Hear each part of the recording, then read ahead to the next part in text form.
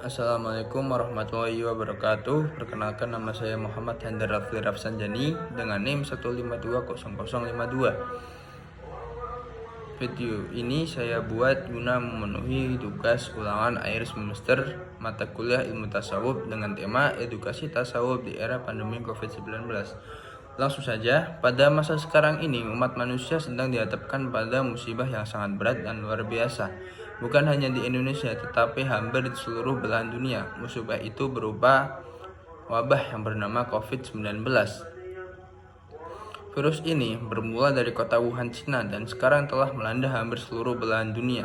Sampai saat ini, yang terinfeksi sudah jutaan orang dan yang meninggal sudah mencapai ribuan orang. Berbagai kebijakan dikeluarkan dan anggaran besar pun dialokasikan untuk mengatasinya. Beberapa kebijakan yang dikeluarkan negara Indonesia diantaranya social distancing dan kekarantinaan kesehatan dan kebijakan-kebijakan lainnya. Anggaran yang dialokasikan untuk penanggulangan COVID-19 pun sudah mencapai lebih dari 400 triliun. Tentu sebagai umat Islam kita pun harus menyikapinya dalam perspektif agama Islam. Perspektif agama ini akan sangat kuat dalam menyadarkan umatnya untuk melakukan tindakan tertentu termasuk dalam menghadapi wabah penyakit COVID-19. Wabah penyakit COVID-19 adalah musibah yang sangat besar dalam bertasawuf. Musibah ini benar-benar mengganggu umat manusia, khususnya kaum muslimin dalam melaksanakan sebagian perintah-perintah Allah. Karena pemerintah mengeluarkan kebijakan social distancing atau masyarakat diminta untuk menjaga jarak, pembatasan kegiatan keagamaan, dan pembatasan kegiatan di tempat atau fasilitas umum. Maka banyak di antara kita yang terpaksa harus berhenti bekerja untuk menafkahi diri sendiri dan keluarga, meniadakan sholat berjamaah dan pengajian-pengajian untuk sementara waktu, meliburkan sekolah, pesantren, dan perguruan tinggi, atau melakukan pekerjaan dan kegiatan belajar mengajar secara online, yang tentu saja secara umum sangat tidak efektif. Terjadinya bencana COVID-19 ini tidak terlepas dari qada dan qadarnya Allah. Qada adalah keinginan Allah tentang segala sesuatu pada zaman azali atau zaman yang tidak ada ukuran waktu dan tidak diketahui permulaannya.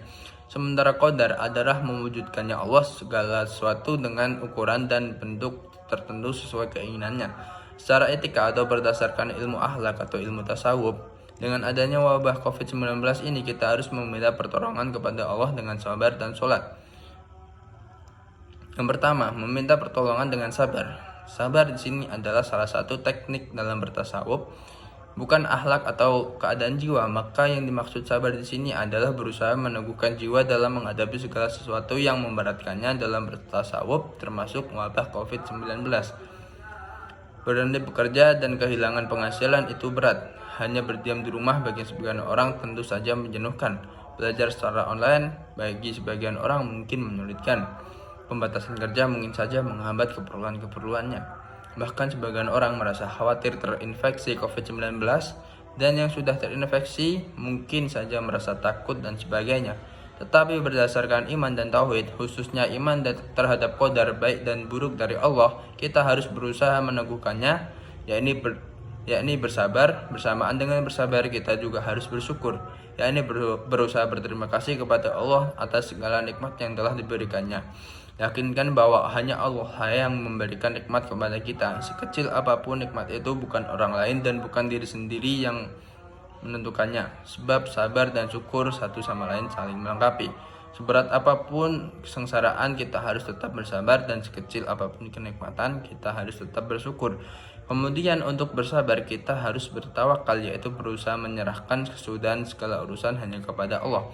Menyerahkan kesudahan urusan kepada Allah berarti menyerahkan kepadanya dibarengi dengan usaha maksimal atau istilah lainnya mujahadah, yang melibatkan kesabaran. Orang yang tawakal atau mutawakil akan melakukan perintah-perintahnya secara maksimal. Adapun hasilnya atau akibatnya ia serahkan kepada Allah, karena ia yakin bahwa usahanya itu hanya dapat merubah kehendaknya tetapi tidak dapat memaksakannya, karena dialah yang maha berkehendak dan maha berkuasa. Sekuat apapun keinginan tidak dapat menembus pagar ketentuan Allah Subhanahu wa taala. Tawakal bukanlah meninggalkan usaha dengan badan, meninggalkan rencana dalam hati, dan jatuh di atas tanah bagaikan potongan kain yang dilemparkan, atau bagaikan daging di atas papan penyangga. Justru pengaruh tawakal itu tanpa dalam perilaku dan usaha seseorang dalam mencapai tujuan-tujuannya berdasarkan pengetahuannya, baik untuk memperoleh manfaat atau untuk memelihara manfaat atau untuk menolak bahaya atau menghilangkan bahaya. Dalam konteks menyikapi wabah penyakit COVID-19, berusaha untuk memperoleh manfaat bisa berubah melakukan segala hal yang dapat menjadikan diri kita sehat, seperti berolahraga meskipun di rumah, mengonsumsi makanan bergizi, dan mengonsumsi suplemen daya tahan tubuh dan multivitamin. Berusaha untuk memelihara manfaat bisa berupa melakukan segala hal yang dapat menjaga tubuh kita tetap sehat, seperti menghindari begadang, merokok, dan minum minuman beralkohol. Berusaha menolak bahaya bisa berubah melakukan hal yang dapat mencegah penularan COVID-19, seperti tinggal di rumah, menjaga jarak dengan orang lain sekitar 2 meter, menggunakan masker ketika berpergian, selalu mencuci tangan dengan menggunakan sabun, menghindari menyentuh wajah, dan rutin mandi terutama setelah bepergian. Adapun usaha untuk menghilangkan bahaya bisa berupa pengobatan yang tentunya dilakukan secara maksimal oleh para medis meskipun belum ditemukan obat khusus yang dapat menyembuhkannya. Tawakal inilah yang dapat menyebabkan sabar, dan sabar mewariskan ketenangan dalam hati, tidak menjadikan hati kecewa, gelisah, dan putus asa atas takdir Allah yang tidak sesuai dengan keinginan dan harapan, melainkan menjadikannya tetap optimis dan semangat dalam berusaha mencapai segala tujuan dan cita-citanya. Dalam keadaan ini, tawakal telah sempurna. Yang kedua, meminta pertolongan dengan sholat. Maksud sholat di sini tentu sholat dengan esensinya, yaitu zikir mengingat Allah. Kemudian yang terakhir dalam tasawuf adalah muhasabah atau introspeksi diri.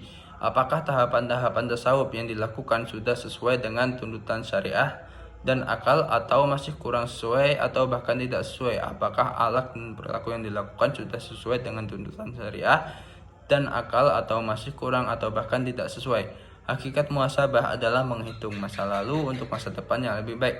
Dalam bertasawuf, kita sebagai manusia mungkin masih banyak kekurangan dan kesalahan yang menimbulkan kerugian. Bahkan mungkin saja wabah COVID-19 ini merupakan kerugian yang kita alami akibat dari kekurangan dan kesalahan yang kita lakukan dalam bertasawuf, yaitu dalam taubat kita, takwa kita, dan zikir kita kepada Allah Subhanahu wa taala. Demikian yang dapat saya sampaikan. Mohon maaf apabila ada tutur kata yang kurang berkenan. Kurang lebihnya mohon maaf. Wabillahi taufiq wal hidayah. Wassalamualaikum warahmatullahi wabarakatuh.